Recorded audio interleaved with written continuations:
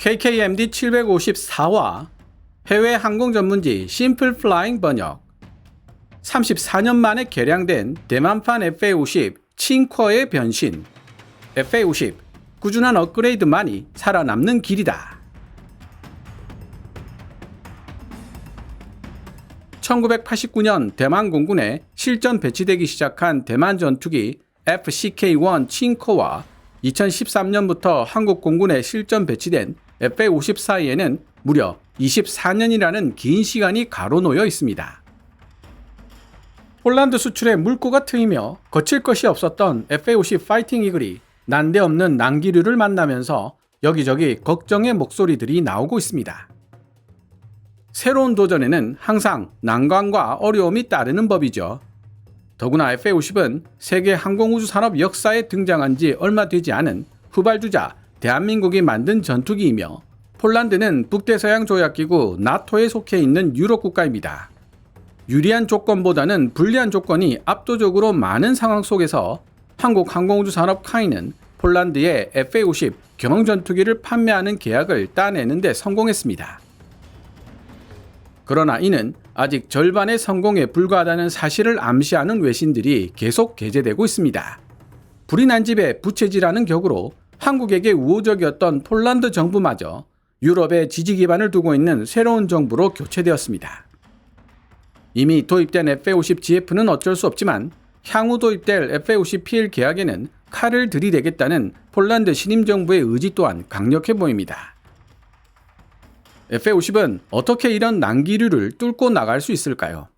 과연 FA50은 난기류 뒤에 다가올 상승 기류를 타고 더 높은 창공으로 솟아오를 수 있을까요?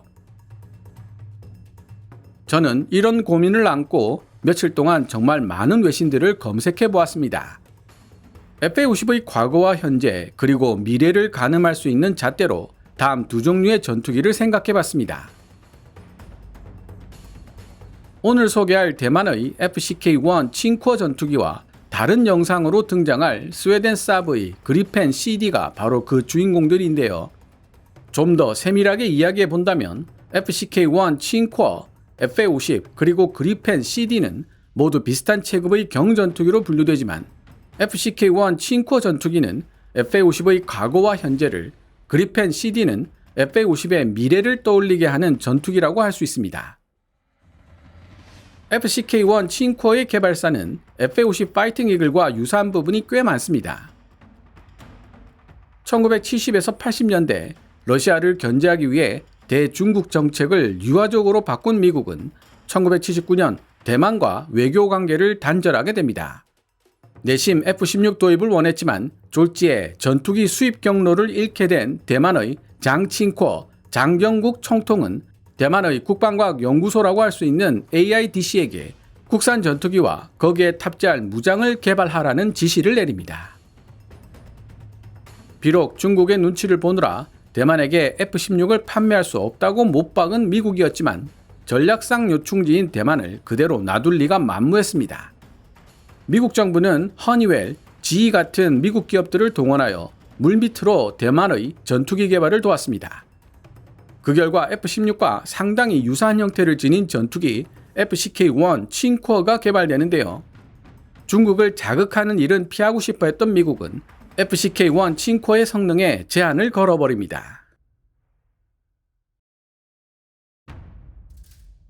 북한을 견제해야 한다는 대한민국 정부의 의견을 받아들여 록히드 마틴으로 하여금 T-50이라는 초음속 전투기 설계를 도와주도록 했지만 중국을 자극하지 않기 위해 FA50의 크기를 F-16보다 작게 제한하고 전투 행동 반경마저 400km에 불과한 경공격기로 만들어버린 미국의 정책 방향을 FCK-1 칭커에서도 찾아볼 수 있는 것입니다.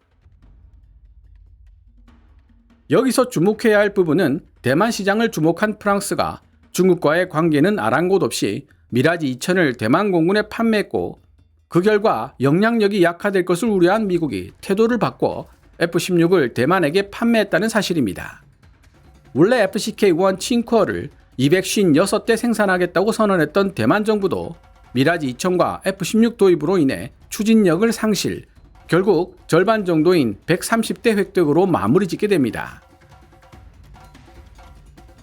외신을 통해 얻을 수 있는 정보들을 분석해보면 FCK-1 칭코어 전투기가 개발되었을 당시 상황으로 봤을 때 꽤 우수한 전투기였다는 사실을 알 수 있습니다. 그러나 미라지 2000과 F-16의 도입으로 칭코어는 대만 정부의 우선순위에서 뒷전으로 밀려나고 말았고 칭코어 개발의 주역이었던 AIDC 개발진들 또한 와해되고 말았습니다. 개발 이후 34년이라는 시간이 지났지만 칭코어에 대한 1차 개량은 작년인 2023년에야 종료된 것으로 알려지고 있습니다. 칭코어 개량의 핵심은 레이더 및 항전 장비의 성능 향상, 그리고 무엇보다도 무장 운용 능력의 개선에 있습니다. 칭코어는 AIM-9 사이드와인더를 추종한 단거리 공대공 미사일 TN-1과 AIM-120 암람을 추종한 중거리 공대공 미사일 TN-2, 슝펑 대한미사일 같은 무장 운용 능력을 이미 지니고 있었고 최근에는 사거리 300km의 완첸 공대지 순항 미사일까지 개발 통합시킴으로써 외신들로부터 다시 주목받고 있는 상황입니다. 마침 FCK-1 칭코어 전투기의 역사와 개량에 대해 해외 항공 전문지 심플플라잉이 게재한 기사가 있어 번역해 보도록 하겠습니다. 기사 원문은 노란색 글자로 제 개인적인 사견이나 역주는 하얀색 글자로 표시됩니다. 장 칭코어, 장경국은 1978년부터 1988년까지 중화민국으로도 알려진 타이완의 총통을 역임한 유명 정치인이었다. 그는 또한 순원이 죽고 난 이후 국민당을 이끌었던 지도자 장개석의 아들이기도 했다. 1979년 미국 정부의 하나의 중국 정책으로 인해 대만은 미국과 공식적인 외교 관계가 단절되고 말았고 대만의 공군력을 강화시키고자 했던 칭코어에게 이는 매우 부담스러운 일이었다. 미국과의 외교 관계 단절로 향후 어디에서 군사 장비를 들여올 수 있을지에 대한 의문이 제기되자 1980년 장 칭코어는 타이중에 위치한 한샹항공, 이하 AIDC에 국산 방위 전투기, 즉 IDF를 개발하라고 지시했다. 그래도 여전히 미국 항공우주기업의 도움을 받은 AIDC. 비록 제너럴 다이내믹스가 F-16 파이팅 팰컨을 중화민국 공군에게 판매하는 것은 허용되지 않았지만 기술 지원에는 제한이 없었기 때문에 F-16과 비슷한 전투기를 만드는 편이 오히려 성공 가능성이 높았다. 그 결과 AIDC는 가렛, 허니웰, 웨싱턴 하우스, 스미스 인더스트리, GE와 같은 다른 미국 기업들과도 협력할 수 있었다. F-16과 비슷한 전투기를 만들 수 있도록 다양한 회사들이 전반적인 설계뿐만 아니라 항전 장비, 동력 장치, 레이더 같은 핵심 부품 개발에도 많은 도움을 주었다. 1982년부터 설계 작업에 들어간 해당 전투기는 당시 대만 총통의 이름을 따서 AIDC FCK-1 칭코어라고 명명되었으며 여러 면에서 F-16과 닮아 있다는 사실을 쉽게 알아볼 수 있다. 밀리터리 팩토리의 설명에 따르면 칭코어의 동체 날개 혼합형 구조 설계와 날개의 전체적인 형태, 단일 수직꼬리 날개 등은 미국 전투기 F-16과 놀라울 정도로 닮아 있다. 다른 점이 있다면 F-16과는 달리 두 개의 엔진을 탑재하고 있다는 것인데 AIDC와 엘리드 시그널은 쌍발 전투기 IDF를 위해 TFE-1042 RTEC F125 터보팬 엔진을 공동 개발했으며 각각 9,500파운드의 추력을 제공한다. 대만에서 제작한 이 전투기는 또한 훨씬 가벼워서 공허 중량이 6,486kg이고 미국 F-16보다 약간 느린 속도를 지니고 있다. 매우 유능한 전투기 FCK-1 칭코어. AIDC FCK-1 칭코어의 항전 장비와 센서는 비교적 현대적인 것들이다. 그리고 실전 배치될 경우를 대비해 IDF는 20mm M61A1 6연장 기관포를 장착하고 있으며 임무에 따라 다음 무장들을 장착할 수 있다. 마크 82 범용 폭탄과 마크 84 범용 폭탄, 마크 20 락키2 집속탄, 단거리 공대공 미사일 TN-1 또는 중거리 공대공 미사일 TN-2, AIM-9 사이드와인더 단거리 공대공 미사일, AGM-65 매버릭 공대지 미사일, 슝펑2 대함 미사일, 완첸 공대지 순항 미사일. 방금 나열된 무장들 중 가장 마지막으로 언급된 완첸 공대지 순항 미사일은 대만군이 운영하는 국책연구기관 국립중산과학기술원에 의해 개발되었으며 대만 뉴스에 따르면 작년 9월 훈련 중 처음으로 칭코 IDF에 의해 발사되었다. 군사 전문지 밀리터리 워치가 지적하고 있듯이 완첸 공대지 순항 미사일은 대만이 보유하고 있는 미국산 F-16이 운용할 수 있는 그 어떤 무기보다도 강력한 위력을 지니고 있다. 해외 군사 전문지 밀리터리 워치가 완첸 공대지 순항 미사일을 두고 현재 대만이 운용하고 있는 미국산 F-16의 그 어떤 무장보다도 강력하다고 평가한 부분에 대해 고개를 갸우뚱 젓는 분들이 계실 것 같습니다. 완첸 공대지 순항 미사일은 300km의 사거리를 지니고 있으며 많은 숫자의 자탄을 탄두에 보유하고 있어 종말 단계에서 적 공군기지의 활주로, 대공 레이더 등을 무력화시킬 수 있는 능력을 지니고 있습니다. 문제는 대만이 보유하고 있던 F-16CD를 최신 버전인 블락 70로 업그레이드 시켰다는 데 있는데요.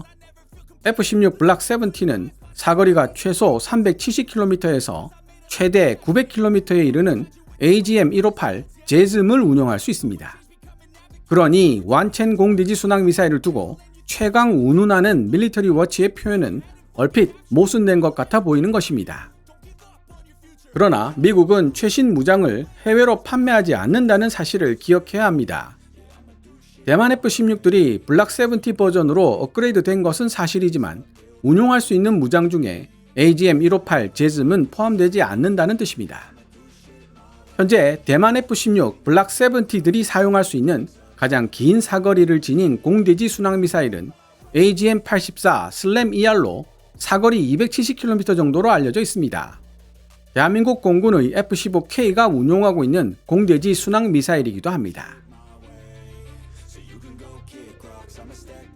미국 하원 의장 낸시 펠로시가 국빈 자격으로 대만을 방문했을 당시 중국은 이에 대한 반발로 대규모 기동훈련을 실시했고 대만 역시 질세라 지역 군사훈련으로 대응했었다.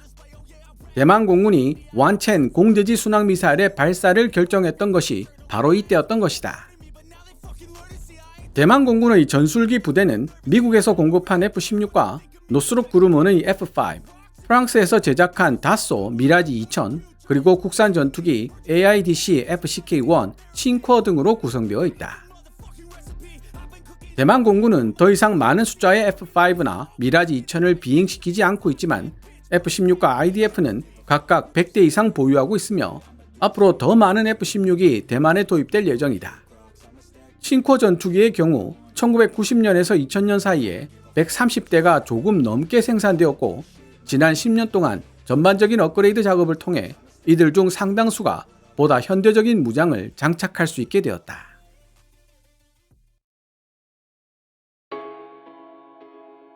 지금까지 해외 항공 전문지 심플 플라잉이 대만 전투기 FCK-1 칭코어에 대해 게재한 기사를 번역해 보았습니다.